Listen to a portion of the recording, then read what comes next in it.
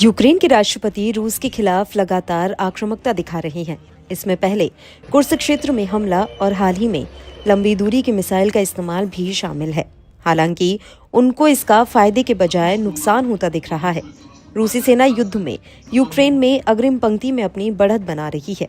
ये बढ़त इस संघर्ष में निर्णायक भी हो सकती है। दरअसल रूस ने मंगलवार को कहा कि 6 अमेरिकी निर्मित ATACMS मिसाइलों से यूक्रेन ने हमला किया। उसमें से 5 को उसने अपने S-400 एयर डिफेंस सिस्टम और पैंट्सर मिसाइल सिस्टम से तबाह कर दिया। एक मिसाइल क्षतिग्रस्त हो गई, जिसका मलबा क्षेत्र में गिरा।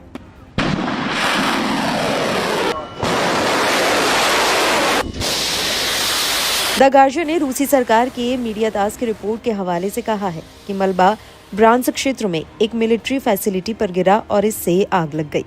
रूस के रक्षा मंत्रालय का हवाला देते हुए रिपोर्ट में कहा गया कि हमले से कोई हताहत नहीं हुआ और न ही कोई नुकसान हुआ है। यूक्रेन ने इस रिपोर्ट पर कोई टिप्पणी नहीं की है। इसके अलावा अमेरिका और अन्य पश्चिमी देश भी लंबी दूरी के मिसाइलों से रूस में हुए हमले पर चुप हैं। इस बीच रूस ने कहा है कि उसके क्षेत्र के खिलाफ यूक्रेन का नवीनतम हमला मॉस्को के खिलाफ पश्चिमी युद्ध का एक नया चरण है। उसने इसकी जवाबी कार्रवाई की कसम खाई है।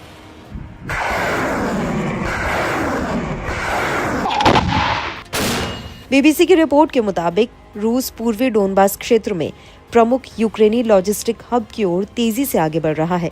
रूस के कुर्स्क क्षेत्र में कब्जे से यूक्रेन ने जो बढ़त बनाई थी, वो भी तेजी से लड़खड़ा रही है। रूसी सैनिकों ने इस क्षेत्र में कीव के आक्रमण को पीछे धकेल दिया है। एक्सपर्ट ने यूक्रेन के सामने सैनिकों की कमी को देखते हुए जेलेंस्की की आक्रामकता को रणनीतिक तबाही कहा है।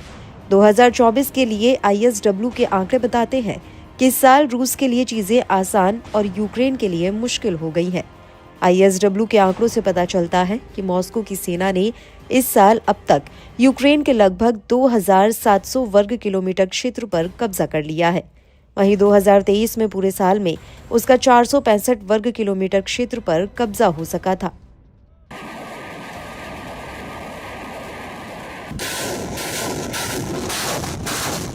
अब रूस इसी रफ्तार से आगे बढ़ता रहा तो यूक्रेनी पूर्वी मोर्चा ढह सकता है। रूस ने इस साल 1 सितंबर से 3 नवंबर के बीच 1000 वर्ग किलोमीटर क्षेत्र पर कब्जा किया। ये दिखाता है कि हाल के महीनों में हमले तेज हुए हैं। इस दौरान खास तौर से खार्किव क्षेत्र में कुपियांस्क और खुराखोव रूस के निशाने पर रहे हैं।